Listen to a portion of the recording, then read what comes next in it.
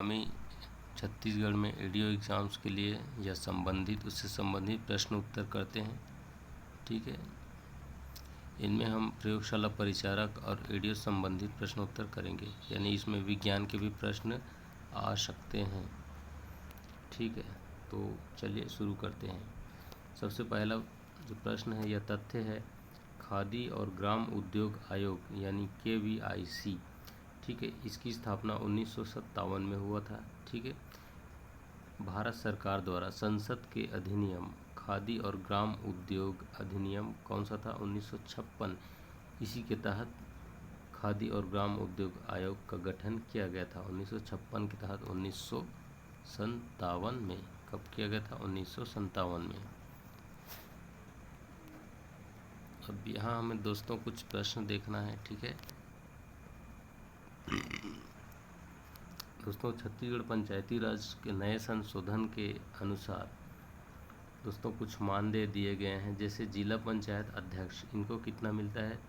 तो इनको मिलता है 25,000 रुपये। उसके बाद उपाध्यक्ष को 15,000 रुपये दिया जाता है। उसके बाद जिला पंचायत सदस्य को दोस्तों 10,000 रुपये दिया जाता है। यहाँ पे गलती से 1,000 लिखा गया है।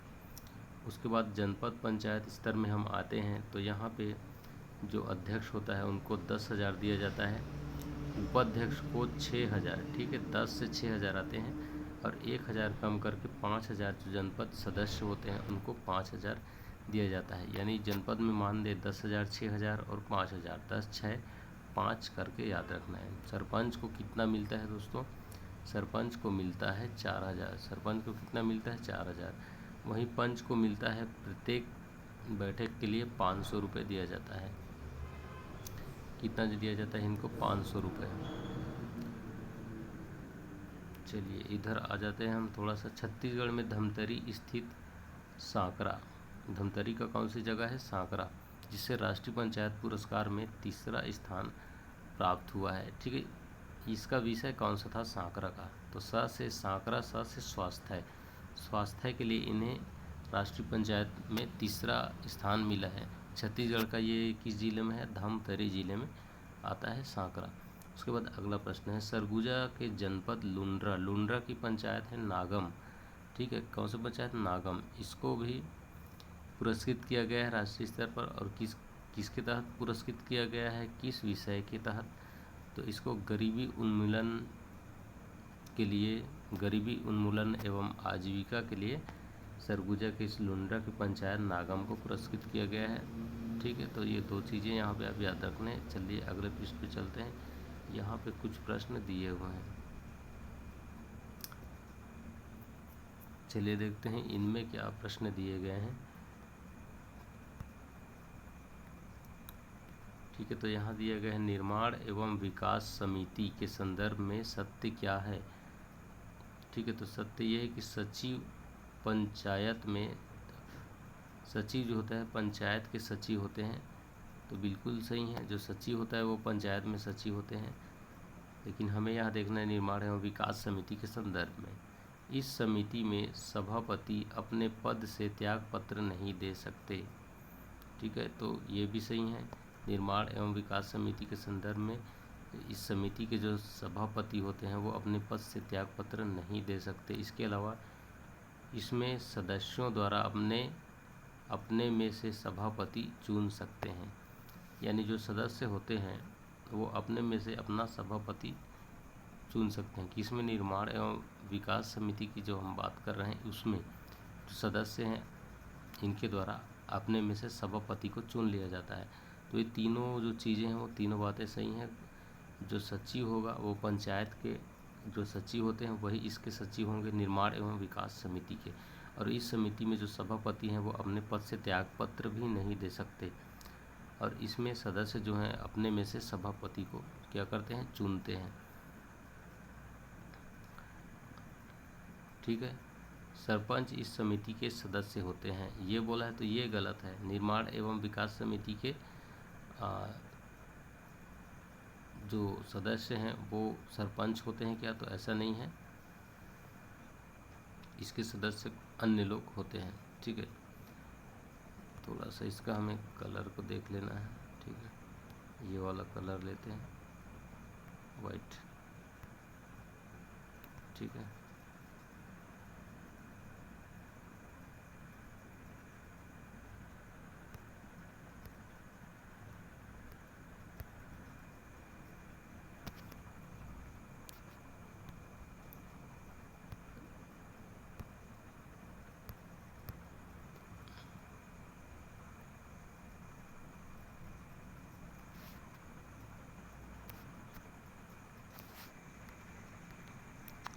क्या हुआ दोस्तों, अटक गया है थोड़ा सा।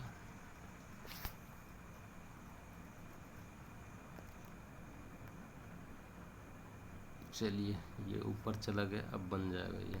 ठीक है, तो हम अगला प्रश्न में आते हैं। कृषि राजस्व एवं वन समिति के तहत शामिल होते हैं।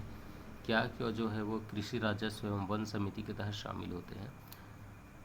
ठीक है, तो इसके तहत शामिल होता है कृषि विस्तार अधिकारी, सहायक चिकित्सा अधिकारी, पटवारी, वन रक्षक सदस्य और जो पंच वगैरह होते हैं वो सभी कृषि राजस्व और जो वन समिति होती है इसके तहत शामिल होते हैं। ठीक है, तो इस प्रश्न के अलावा हम ऊपर बढ़ते हैं। दोस्तों आपके लिए हाउस पास हो रहा, थोड़ा सा कंसंट्रेट कराने की मैं कोशिश करता हूं आपको। ठीक है, अब यहाँ पे देखिए, ग्राम पंचायत के सामान्य प्रशासन समिति के कार्यों के बारे में क्या क्या होते हैं वो हमें देखना है। दोस्तों ये जो पेपर से मैं उसी पे लिख दिया था, इसलिए मैं थोड़ा यहीं से करा रहा हूँ अचानक से। ठीक है, ग्राम पंचायत के सामान्य प्रशासन समिति के कार्य देखते हैं। तो ये क्या कार्य करता है, निर्माण, अनुमोदन, बजट और लेखन, ये सभी इसके कार्य होते हैं। इसके अलावा खाद्य नागरिक आपूर्ति वगैरह का काम भी ये जो सामान्य प्रशासन समिति है ये करते हैं। इसके अलावा किसी अन्य समिति को दिए गए, समिति को अगर कुछ कार्य नहीं दिए गए हैं तो ये कार्य भी ये क्या करते हैं, कर सकते हैं।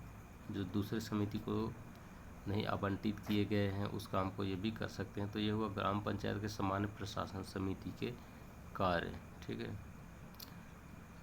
उसके बाद हम देखते हैं जनपद में स्थायी समितियों की संख्या के बारे में। तो जनपद या जिला में स्थायी समितियों की संख्या 5 से 7 होती है। ठीक है, और किसकी अनुमति से ये संख्या को बढ़ा सकते हैं, तो जनपद में जो है समितियां होती हैं 5 से 7, किसकी अनुमति से इन संख्याओं को और बढ़ा सकते हैं, तो इसका उत्तर होगा दोस्तों कलेक्टर की अनुमति से इन संख्या को, स्थायी समितियों की संख्या को क्या कर सकते हैं, बढ़ा सकते हैं। अगला हम देखते हैं विकास निधि के संदर्भ में सही है। इसके संदर्भ में, विकास निधि के संदर्भ में दोस्तों, जिला पंचायत अध्यक्ष को विकास के लिए कितना पैसा मिलता है, तो जिला पंचायत अध्यक्ष को विकास के लिए दोस्तों 15 लाख रुपए मिलता है। जिला पंचायत उपाध्यक्ष को दोस्तों विकास कराने के लिए, उनकी खुद की सैलरी नहीं है, ये विकास कार्य के लिए मिलता है, उन्हें 10 लाख रुपए मिलता है उपाध्यक्ष को। जिला पंचायत सदस्य को कितना मिलता है, तो इनको 4 लाख रुपए मिलता है। कितना मिलता है, 4 लाख रुपए। फिर जनपद स्तर की बात करें तो जनपद अध्यक्ष को 5 लाख। ठीक है, जनपद में 5 लाख से चालू होता है, 5 लाख, फिर उपाध्यक्ष को मिलेगा 3 लाख, फिर जनपद सदस्य को मिलेगा 2 लाख।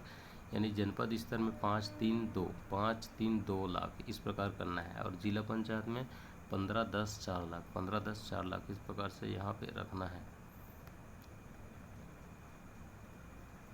तो ये पेज ख़त्म हुआ। अब ये पेज थोड़ा सा देखते हैं और अगले बार से हम ठीक ठाक लिखेंगे, खाली पन्ना भी मिलेगा तो समझ में आ जाए उस प्रकार से। असत्य कथन हमें यहाँ पे देखना है। ठीक है, जनपद एवं जिला के समिति के तहत एक व्यक्ति केवल एक समिति का सभापति हो सकता है।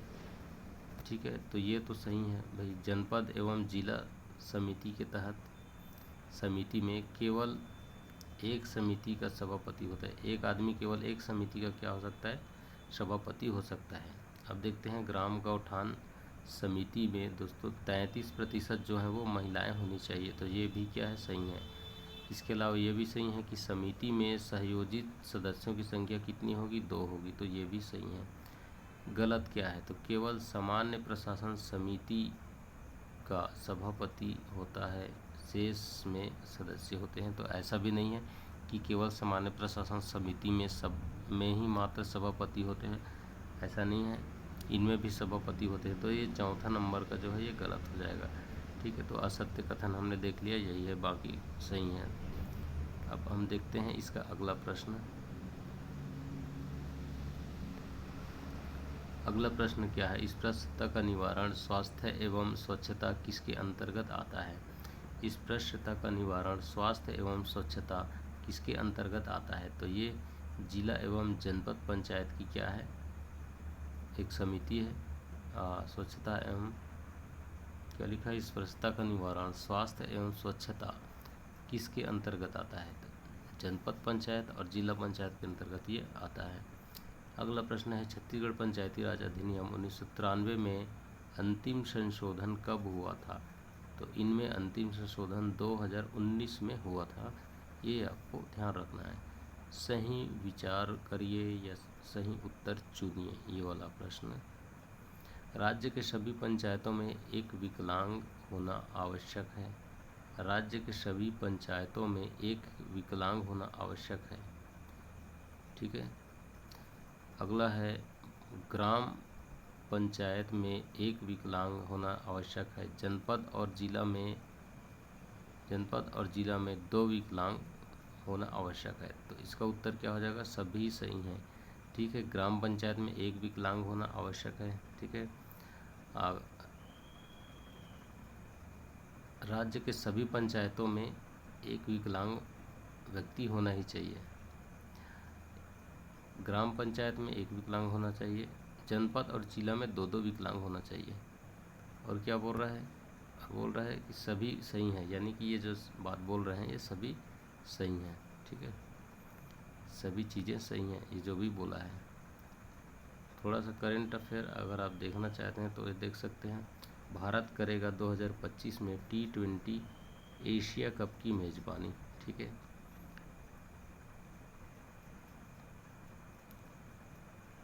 ठीक है, तो ये आप देख लिए शॉर्ट में। अगर देखते हैं थोड़ा सा इधर कुछ और खबर हो तो,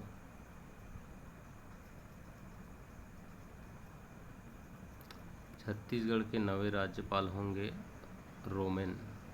ठीक है, शपथ ग्रहण समारोह अगले सप्ताह। तो ये छत्तीसगढ़ के 10वें राज्यपाल होंगे दोस्तों। कौन से राज्यपाल होंगे? 10वें राज्यपाल। ठीक है, दिनेश नंदन सहाय से लेकर जो राज्यपाल हैं छत्तीसगढ़ के पहले, वहाँ से लेकर के एम सेठ, ESL नरसिम्हन, शेखर दत्त, रामनरेश यादव, बलराम दास जी टंडन, आनंदीबेन पटेल, अनुसुईया उइके, विश्वभूषण हरिश्चंद्रन छत्तीसगढ़ के क्या रहे हैं? राज्यपाल रहे हैं।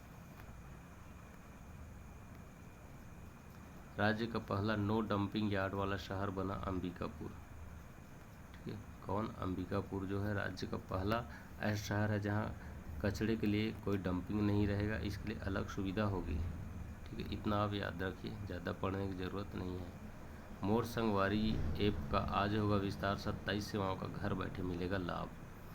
ठीक है, इसमें आप ये ध्यान रखना, टोल फ्री नंबर जो इसका है 14545। ठीक है, इसका टोल फ्री नंबर है, इससे बहुत सी सेवाएं आपको घर बैठे मिलेंगी। मनु भाकर, पेरिस ओलंपिक में भारत के लिए सबसे पहला मेडल इन्होंने जीता शूटिंग में, और इन्होंने 2 मेडल जीता है पेरिस ओलंपिक 2024 में।